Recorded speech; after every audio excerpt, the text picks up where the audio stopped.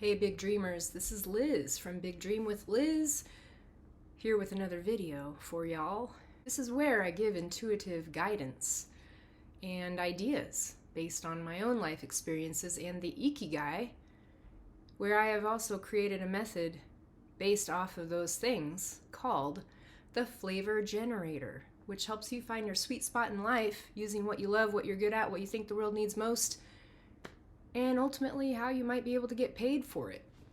So we're gonna pick a person of the day. Hope you guys are doing well. I'm doing this quick because I have to go to the dance shop to work. It's a nice little jobby job. So we have our 12 archetype options with 2 wild card options. So 14 total cards in this box, where I will pick a person of the day. I will give advice, guidance, based on the topics we draw today. The Connoisseur, number 12. That one's fun. So it used to be, I wanted a name for a foodie, because I consider myself a foodie and like to share things about food. Oh, by the way, we're picking a passion out of this bag. There's a lot of options in this bag. So pick a passion. Connoisseur gets a passion. Anyway, I had to come up with a fancy name for foodie for my card archetype person label, and connoisseur is what I came up with. But it doesn't necessarily have to do with food. The definition really has to do with having taste. You're a judge in all matters of taste or something like that. So art, the arts, culture, food included, wine, whatever. So it's something that you geek out on, basically, where you could judge based on taste. So it's really not specific. But for me, it has to do with food primarily, the arts, food art, culinary arts. But also, we're going to see what we get today, because if it has nothing to do with food, then we will talk about something else, clearly. But basically, something we can geek out on. What is the passion of the connoisseur today? Fame. The connoisseur is passionate about fame. I wanted to be famous when I was little. That's something I can talk about. Maybe you can relate. For me, wanting to be famous meant I wanted to express myself openly and have people actually pay attention to me and not cut me off. That's the deeper meaning behind wanting to be famous for me. What about for you? I also like to connect with different parts of the personality. And being famous isn't necessarily going to do that. Being an actress would. So how do you want to be famous? What do you want to be known for? Or do you want to be infamous? I would rather be famous than infamous. Thank you. We're going to pick, oh, by the way, yellow powers. Powers bag equals product. So we're going to pick one yellow card for your skill, gift, power, and one yellow card for product, which is the service you could offer based on the product, based on your skills. And we have silliness. The power of the connoisseur is silliness today. And the product is, ooh, these did not print well. Checking in with others. Okay, one flew out. Great. Partner. Our purpose.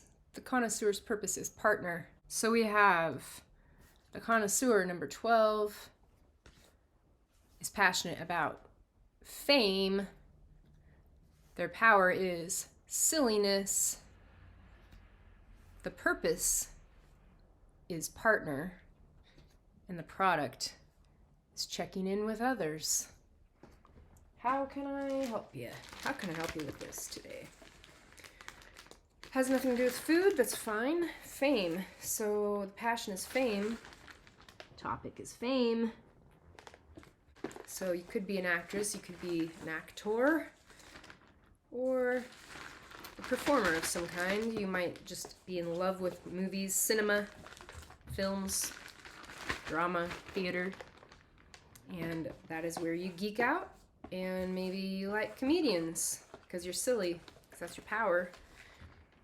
So the purpose is to partner. So you find a partner. You want to partner with a company or a person that you can create this reality that you have, this vision, make it into a reality with a product of checking in with others. So you're checking in with others as a comedian. That comes to mind. Check in with others as a comedian because you're relating with humanity in ways, in silly ways, that can make people laugh and get more in tune with themselves and to realize that they're not alone. At least that's the way I look at comedians. Yeah, I think it's important to be checking in with other people that you know, especially that you care about.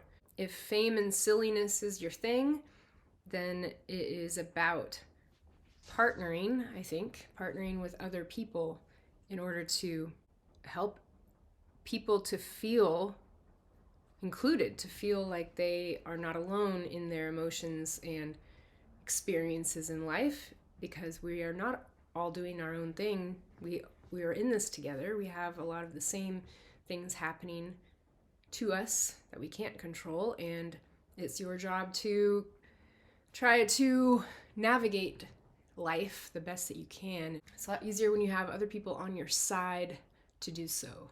And so if you are vulnerable with your emotions and you could put yourself out there better, then you will be able to identify what it is you are feeling or going through for other people to be able to relate and to not feel so isolated.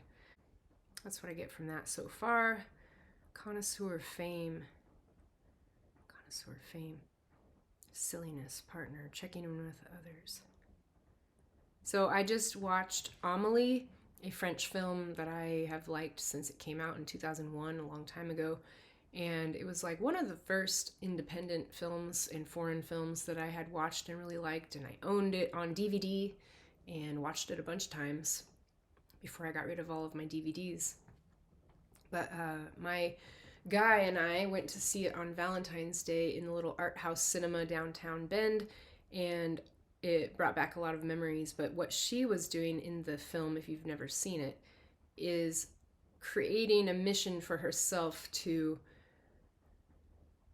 what did she say? She found a little box in her bathroom that was locked away by another tenant that lived in the house before her, who had hidden it away when he was a kid. And it had all these little toys and memorabilia, things that he wanted to save for later. So she found, by networking with people, she found him, but did it in such a way to surprise him, like left clues and had him go to this certain spot in order to find this box. And he was looking around trying to figure out who had left it there. And it's kind of a sweet gesture in order to create joy in a person's life that they were not expecting. And so since that goes over well, she decides to do that for other people. So it's a big love movement in the movie. And yet she's also very silly in her approach to things, in the way she's very childlike in her demeanor and the way her view of life and love. And she ends up with a partner that she wants. I should say she has a love, she's seeking out love with somebody that struck her fancy. And but throughout the movie, she's checking in with others that she wants to help out, that she admires or cares about, or just people that she thinks need more joy. And so that's a good connoisseur. That's also a French word. That's why maybe I thought of that movie. I don't know. I recently watched it and it reminded me of why I can relate to it so well, as wanting to create joy in other people's lives too. But a lot of the time I feel, that I'm really selfish, to be honest. I keep a little bit too much to myself. So it's kind of finding a balance from my childhood of being too much of a people pleaser to later on being a little too isolated, hermit-like, and almost on the selfish side, like not wanting to give so much of myself. So anyway, it's all about the balance. And I think the moral of the story today is to check in with those that you care about or people that you want to help. Who are the people that you want to be helping in your life, and in which ways would you be doing that? And maybe there's a bigger mission that you need a partner, but maybe it's about finding that significant someone or friend. But you have to first put yourself out there. Doesn't mean that you have to jump through all these hoops to get somebody's attention, but you have to open up first, and then that will create an open mind. And now we have chainsaws outside, so I'm going to go to work. But I hope that this was a little bit of inspiration and reminder to be the love that you want to receive in the world. Be the change you want to receive. Be the change you want to see in the world, and be the love you want to receive in the world. And that will make the world a much happier and more loving and better place. And I have the cat in the cat box making noise right now too. Anyway, I am here to help bring out the inner magic you have always had but forgot about. Thanks for watching, and I'll talk to you soon. Don't forget to subscribe, like, share. Okay, bye.